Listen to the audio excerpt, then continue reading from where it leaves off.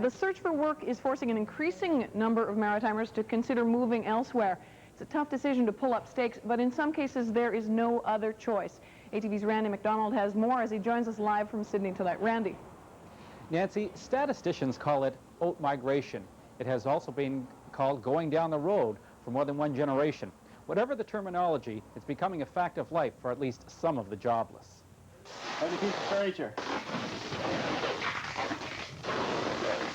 Packing up and moving away. It is a more common scene these days as the region's unemployed confront a grim reality that tough times have eliminated jobs that are just not going to come back.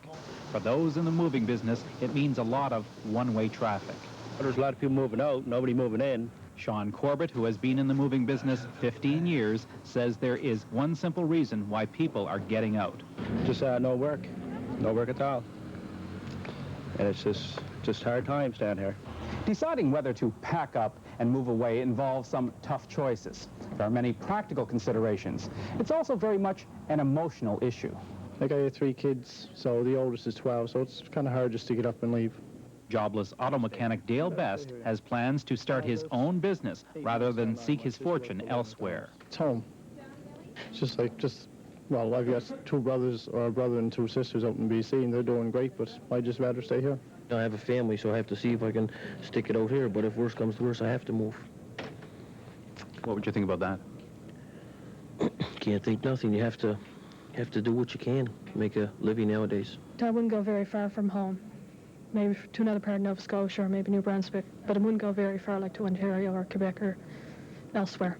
Kevin Peddle and his wife recently made a career-related move from Newfoundland to Cape Breton. Took a lot of thinking to make the decision to finally do it. But you know, you have to do what you got to do in this day and age. I know of one chap that headed for Vancouver about 10 days ago and is on his way back. Federal Employment Department Councillor Ken Carmichael says job mobility is restricted by an unemployment problem which is nationwide.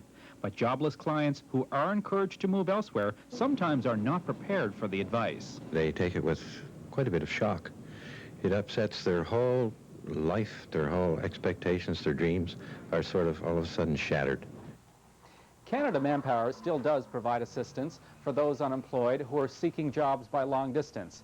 But today, if those job journeys are going to be funded, the client has to prove that he has a very good chance of landing work.